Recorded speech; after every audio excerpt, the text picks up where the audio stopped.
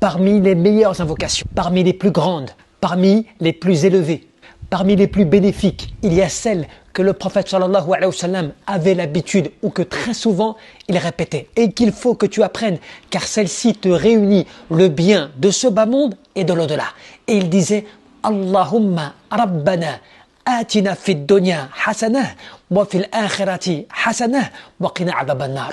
Oh Allah, notre Seigneur, accorde-nous le bien de ce bas monde et le bien de l'au-delà et préserve-nous, protège-nous du feu.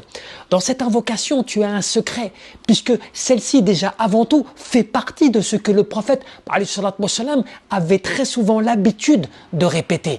Aussi, son sens, il est important, puisqu'il te dit Allahumma, oh Allah. Le sens c'est Ya Allah, oh Allah. Rabbana, notre Seigneur. Donc il emploie le terme, le mot de la royauté. C'est pour cela que même que Ibn Rajab, qu'est-ce qu'il disait? Il disait Al-Ihahu ala Allah bitakrir bikri rabbubiyatihi. Le fait d'insister dans l'invocation en multipliant le rappel de la royauté. Rabb.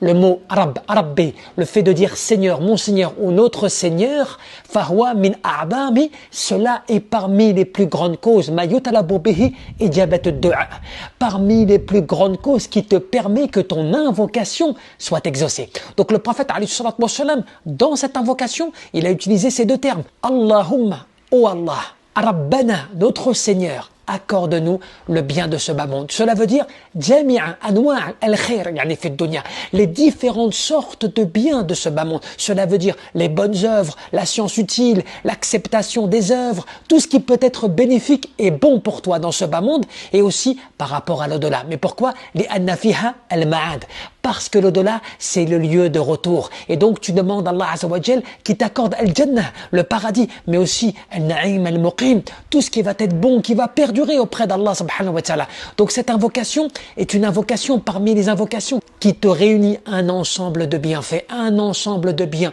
très important pour toi dans ce bas monde comme dans l'au-delà, parce que tu ne sais pas finalement où est le bien. Des fois tu peux souhaiter un certain bien et pourtant en cela il y a un mal pour toi. Des fois tu aimerais être protégé d'un mal et pourtant peut-être en cela il y a un bien. Tu ne le sais pas. C'est pour cela qu'il est important de multiplier cette invocation, d'implorer Allah Azza wa Jal et comme le disait Ibn Rajab, d'insister par le fait de sa royauté. Et même quand tu réfléchis, comme les savants nous le rappellent, dans le Coran, les prophètes et les envoyés utilisaient principalement, comme c'est mentionné dans les versets coraniques, le terme justement de la royauté. Comme dans les versets coraniques où tu vois que les termes utilisés, c'est toujours Arab, le fait de faire référence au Seigneur, à la royauté, au fait qu'Allah Azza wa Jal détient toutes choses. C'est pour cela que les souvent Rabbana, comme quand Allah subhanahu wa ta'ala nous rappelle souvent dans le Coran, Rabbana, atina fid dunya hasana, Rabbana, Rabbi, des choses comme cela qui sont souvent mentionnées dans le Coran par le terme Rabb. Donc invoque, implore, multiplie cela, tes invocations en utilisant ce terme. Wallahu a'lam, barakallahu fikum.